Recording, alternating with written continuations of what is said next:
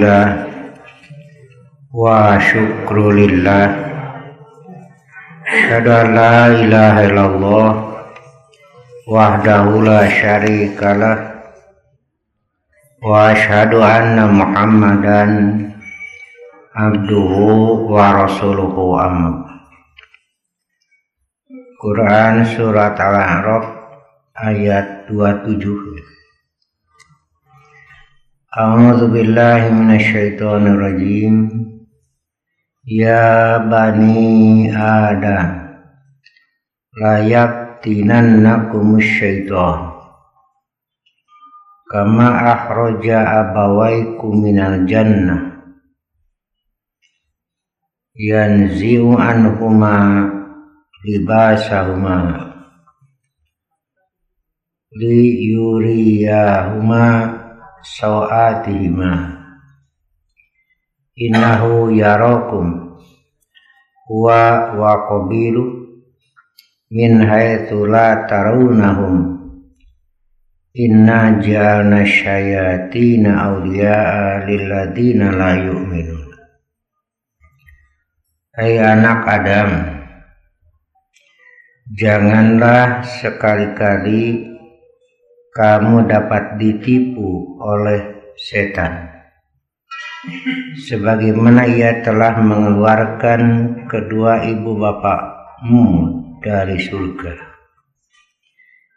Ia menanggalkan dari keduanya pakaiannya untuk memperlihatkan kepada keduanya auratnya.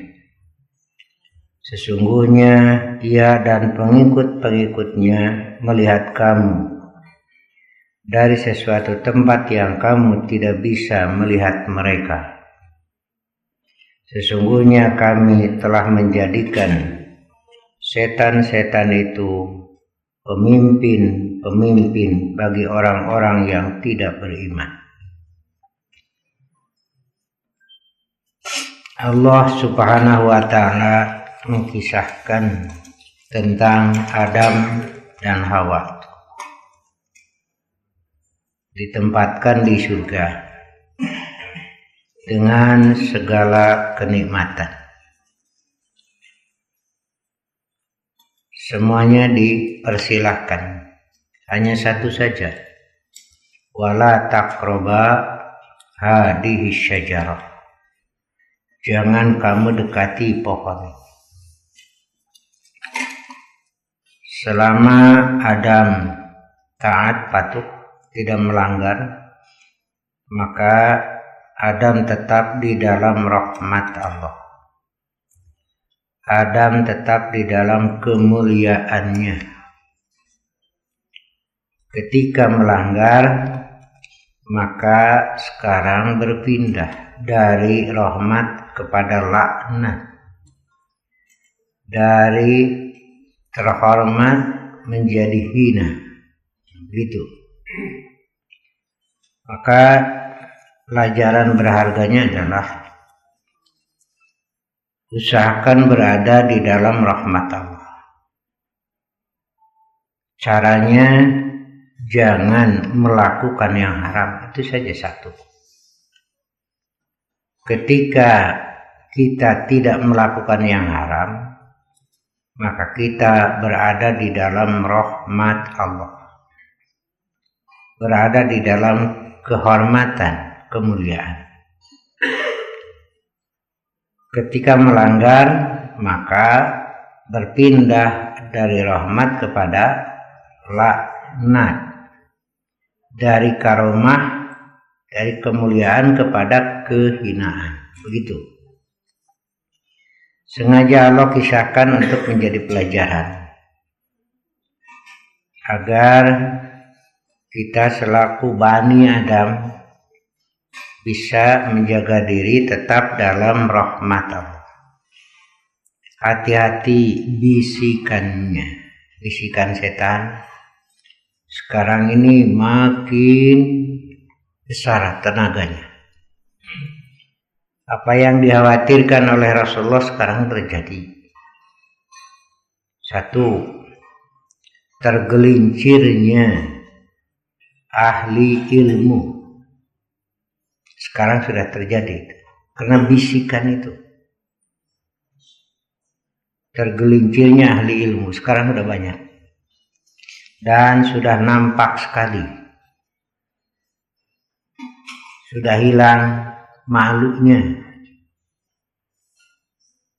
Malah sebaliknya yang lebih jelek lagi, merasa berhasil, berbangga dengan pekerjaan itu.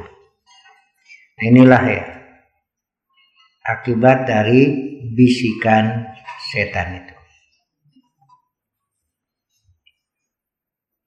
Di antara jihad itu adalah melawan bisikan itu. Jadi jihad itu dibagi 3. Ini istinbat dari Quran Sunnah. Yang satu mujahadatu aduwid dohir, melawan musuh yang dohir. Sekarang lagi perang siasah, perang politik, ya, selalu kalah. Pos-pos penting diduduki oleh orang-orang yang tidak benar-benar berpegang pada Quran Sunnah. Kedua, perang pendidikan. Terasa sekali kalau untuk pesantren ini. Pengaruh-pengaruh pikiran Yahudi rasuk ke pesantren. Pikiran Nasrani masuk. Itulah. Kemudian yang ketiga, perang dakwah. Kadang-kadang mereka lebih dulu. Tetapi bukan berarti menang, ya, karena tidak boleh berhenti dakwah. Amar ma'ruf nahi munkar tidak akan mengurangi rezeki, karena sudah ditetapkan. Nu kafir wae rezeki nama aya ditetapkan. Amar ma'ruf nahi munkar tidak akan mendekatkan kepada kematian, karena kematian sudah ditentukan. Jadi itu ya, perang. Jihad mujahadatu aduwi dohir. Dan ahli-ahli ilmu di kita sudah banyak yang tergelincir. Ya, karena ada minyaknya, licin. Ya. Lahirlah orang-orang Islam yang disebut mudahin. Mudahin itu orang-orang yang selalu membuka peluang, leueur. Ketika nyium sirah paus.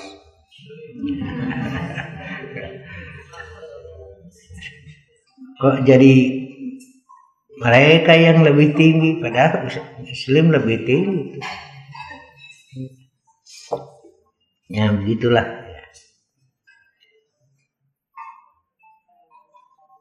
Dan orang lagi menghantam aja datang. Ya begitu. Jadi disebutnya mudahana.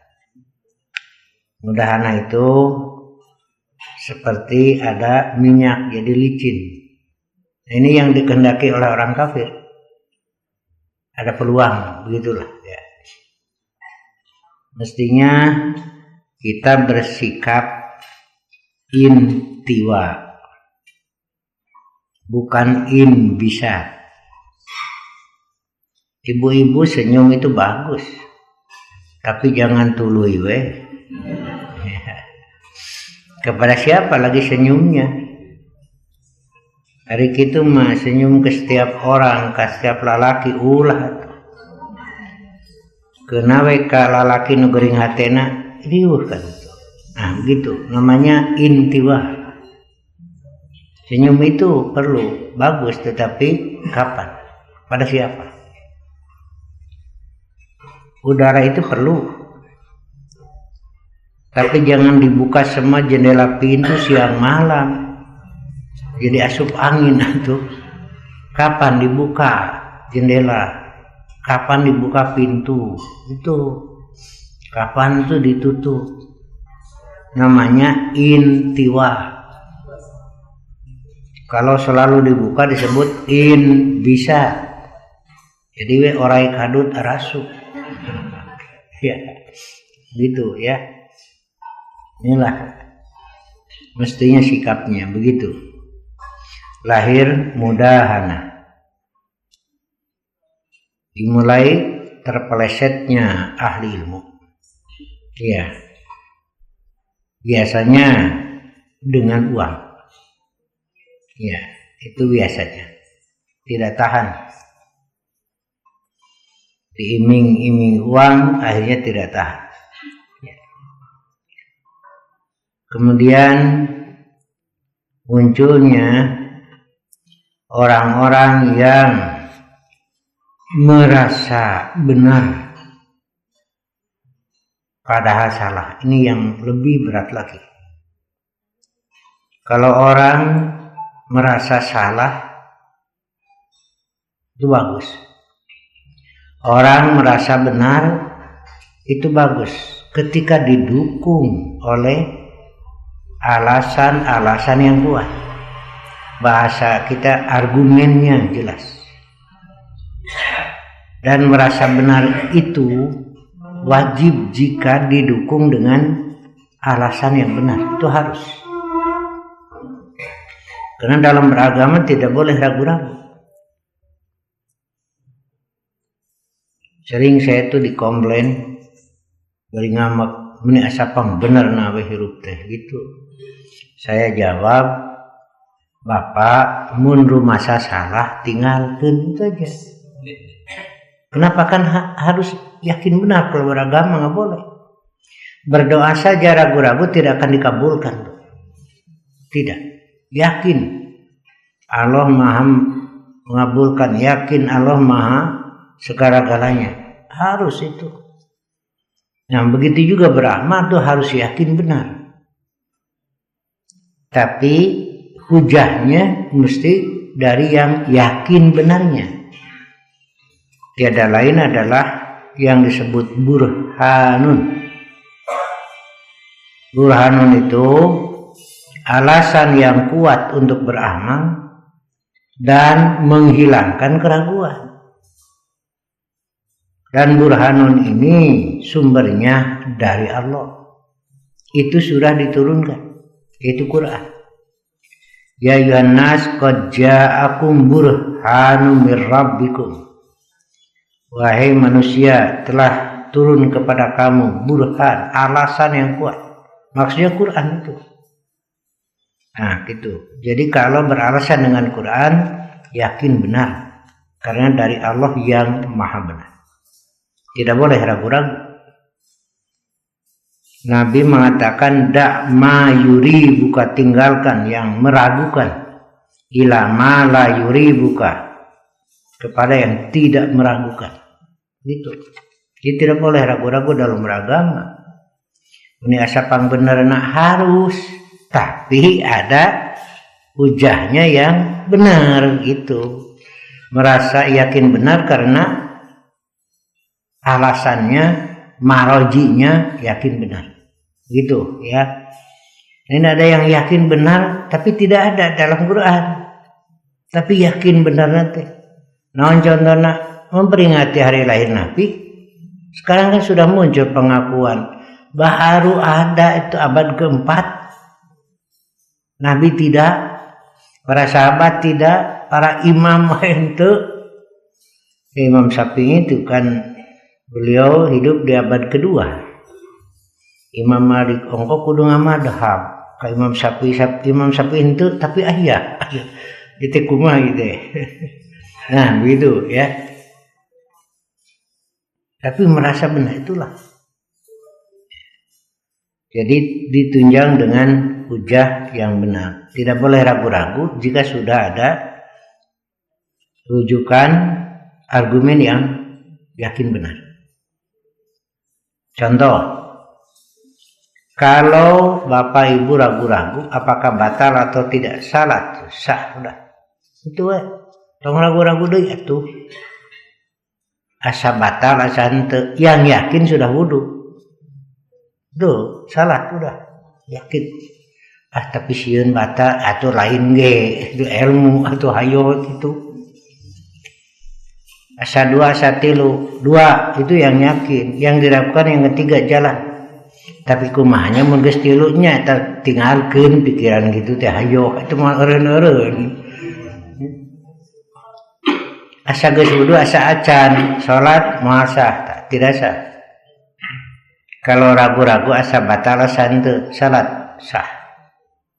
Tapi kalau ragu-ragu asa geus wudu asa acan salat tidak sah. Kartos.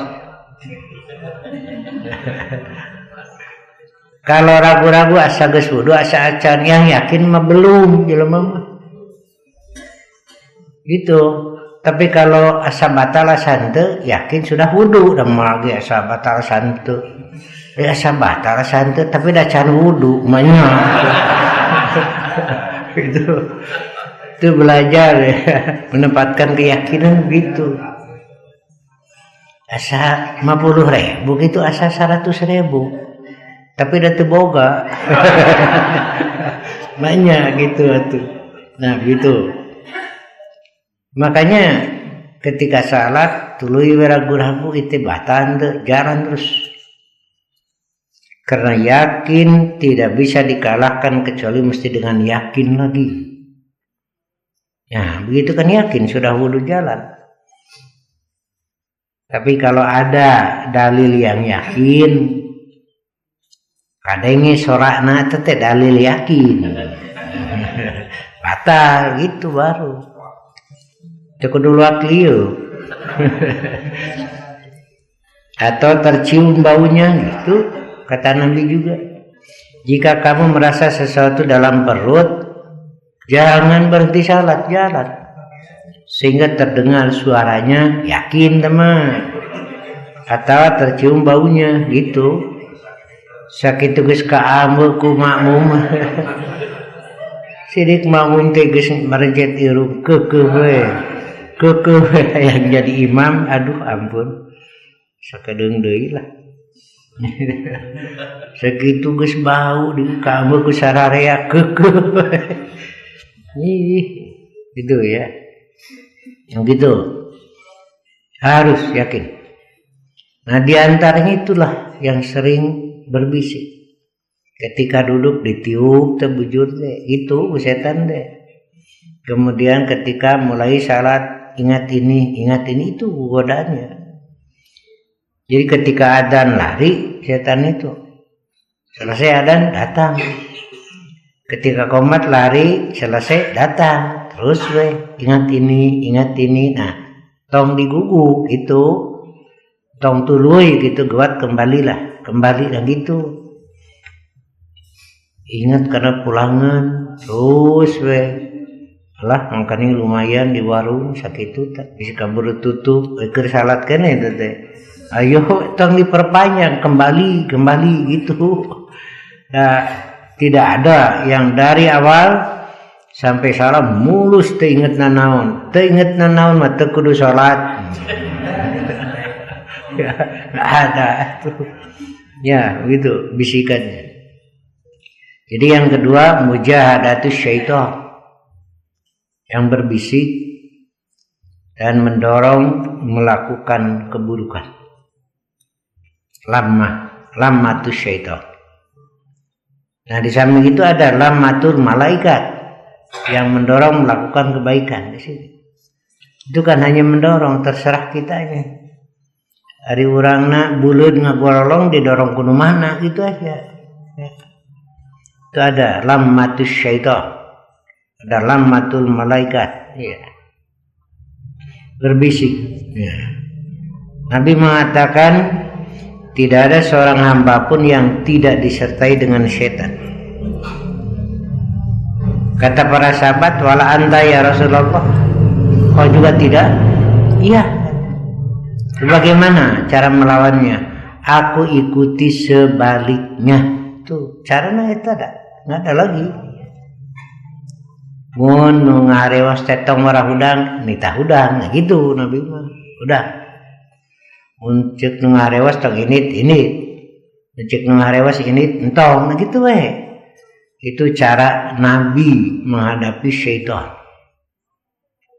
infak entong ayo ragu-ragu iya ini semangat infak 100.000 geuwat bikeun diisukeun ke kurang sok itu infak mah tarayna tu nambahan tara 75 we daya kaperluan tah kitu meunya teh can we dibikeun jadi 50 jadi 25 pika 310 itu bisikannya itu besar. Kedua bapak mun rek infak tong ngobrol jeung pamajikan itu aja. Ngaleutikan mah ngagedean moal. 100.000 rek infak teh bapak sahe cenah kitu. Tak kitu ari infak teh. Can dibikeun isukna ngobrol cek sugan aya kanggo meuli sabun. Nah gitu mimintina teh. Ngurangan 10.000 ngurangan deui abang berjung pemajikan mari iya nah, itulah ya jadi caranya dilakukan diikuti sebaliknya itu cara Nabi karena tidak ada lagi itu mujahadatu syaitan dan sekarang sudah nampak min sayatinil insi ada setan ada iblis yang gaib ada setan yang nampak yaitu manusia ya, itu sama disebut asyaiton yang menjauhkan dari kebenaran sekarang nampak banyak ngaracona loba ini teh malah aya anu wani nyarita diangkat jadi Imam Mahdi sertifikatna di surga itu ngawaduh tuh beuki wani ngawaduh tapi kaki itu cuma saya masih berpikir kumaha itu yang berwenang kok masih diam saja. Kalau dulu ada pakem namanya zaman Soeharto. Nah, nu ngacok itu langsung dipanggil. Disidang di penjara itu. Ayeuna mah diabur. Aduh, ladieur pisan ya. Make jeung geus bersih dosa teu kudu istighfar. Keur naon make ibadah haji ka Arab, macam-macam. Terang-terangan terbuka. Min syayatinil insi. Bagaimana menghadapi ini? Hendaklah kembali kepada Quran. Udah. Dan sunnah. Jika urusan agama ada dalam Quran sunnah, ya, tidak ada jangan. Nah, sekarang saya lagi terus menjelaskan bahwa dulu Persatuan Islam hadir untuk membasmi tahayul, hurafat, syirik, bid'ah. Itu paket gak bisa dipisah enggak. Akalnya tahayul, berhayal tentang Tuhan, lalu jadi keyakinan, syirik namanya. Lahirlah cerita-cerita Tuhan, cerita surga, cerita neraka, bukan dari Quran Sunnah, namanya hurafat. Nah, sekarang barijil, lamun dikubur, rek datang munkar nakir nurek, nanya ngan aya kuburan Habib, nah ke ku Habib dipegat malaikat entong, nah sampai kadinya waduh nanti. Yang saya heran itu umat ngilu kan itu. Hurafat itu namanya hurafat. Mengenai di akhirat dijahit tina neraka. Itu namanya hurafat. Jadi hurafat itu cerita-cerita tentang Tuhan, tentang surga, neraka, akhirat tidak ada dalam Quran Sunnah. Itu lahir dari hayalan. Itu kan menghayal. Maka dia menang sertifikat di surga. Kecidah pisan. Eta aja pengikut nanti ayah di Aduh, kasihan juga dia ya. Namanya hurufat. Kemudian lahirlah perbuatan-perbuatan dalam keagamaan. Ya itu bid'ah namanya. Tidak ada dalam Quran Sunnah, nggak ada. Dijariannya gitu. Baik salatnya, saum, hajina, teu kudu ka itu. Cukup ka pamijahan. Nah, gitu. Ini kan termasuk bid'ah. Jadi paket ya. Akalnya berhayal tentang Tuhan. Iya. Tuhan jadi hantu kan? Iya. Akhirnya berhayal jadi hantu. Iya. Nah, dari situ menjadi keyakinan. Disebut syirkun. Musyrik. Kemudian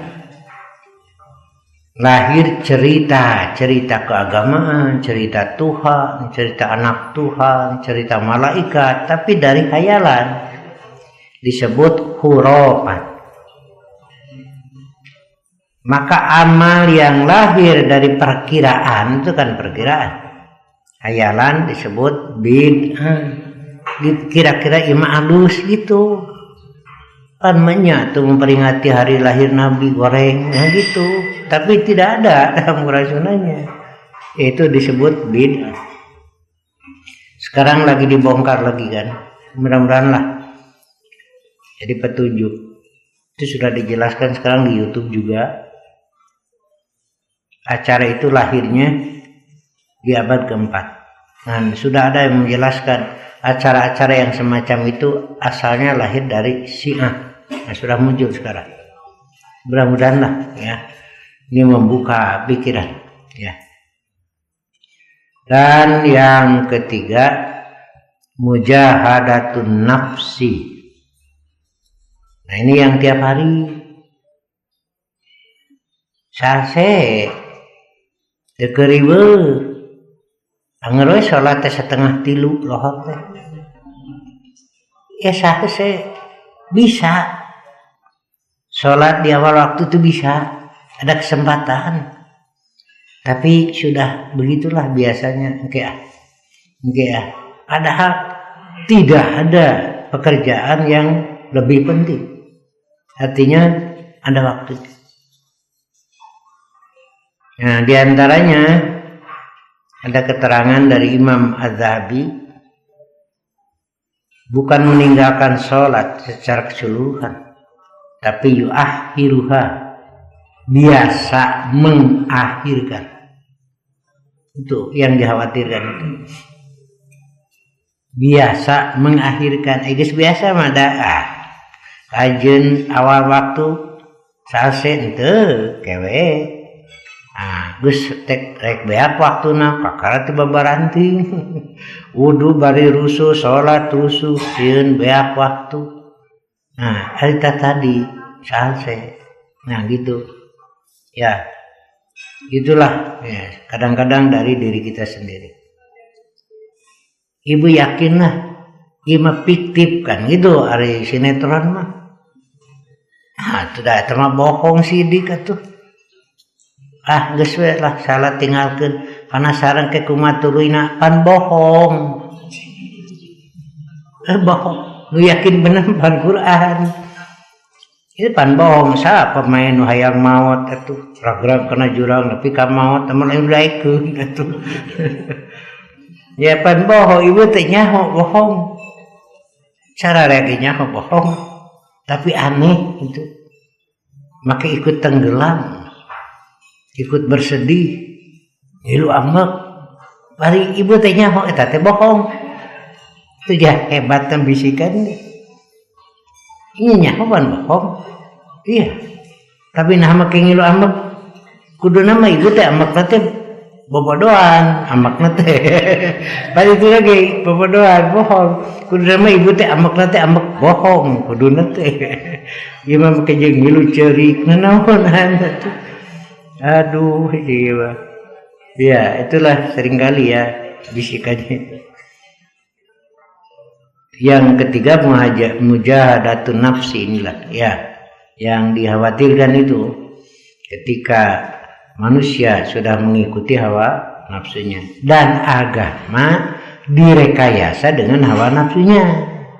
Itu dari dunia magis pokoknya mah agama direkayasa oleh hawa nafsunya, itu disesuaikan dengan selera.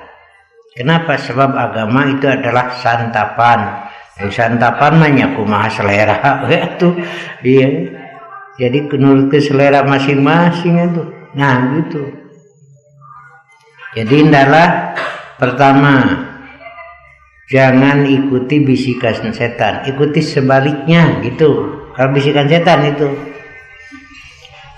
menghadapi musuh dohir, lihat persiapannya. Nah, sekarang perang siasa, perang pendidikannya di situlah. Dan yang ketiga, mujahadatun nafsi, itu ya, melawan hawa nafsu. Caranya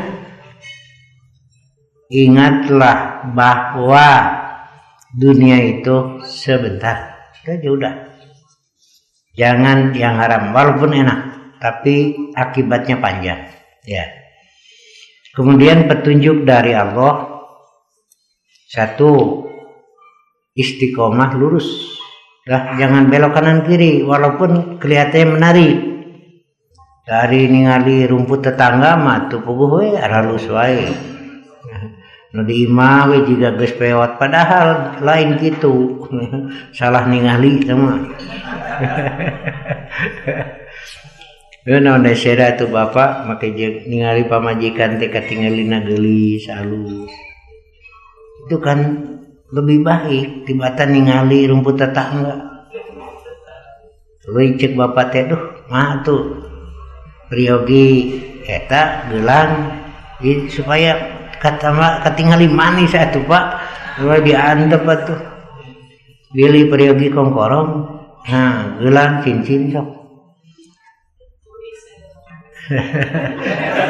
Lain eta si ibu teh ngahulang mah jadi kieu. Nyaan bapak kira ku pamajikan bohong. Nya atuh da mah tega bapak ge. Oh, meuni bunga. Itu nya isukna datang seperangkat imitasi. Keun bae atuh sarua. Tong le omong ka batur. Nah, begitu ya. Itu bisikan itu. Nah, Rasul mengingatkan hati-hati tergelincirnya ahli ilmu. Itu akan menuntun yang lain. Betul sekarang kenyataan. Yang kedua, hati-hati jika orang munafik sudah berhujah menggunakan Quran. Ini kan berat. Karena berhujahnya menggunakan Quran. Ini kasihan yang awam.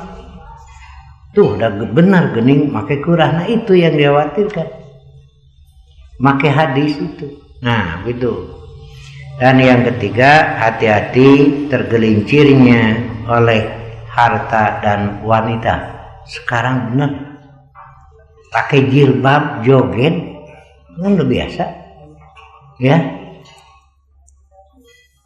Menutup aurat tapi ketat. Jika luput ya itu tidak benar itu.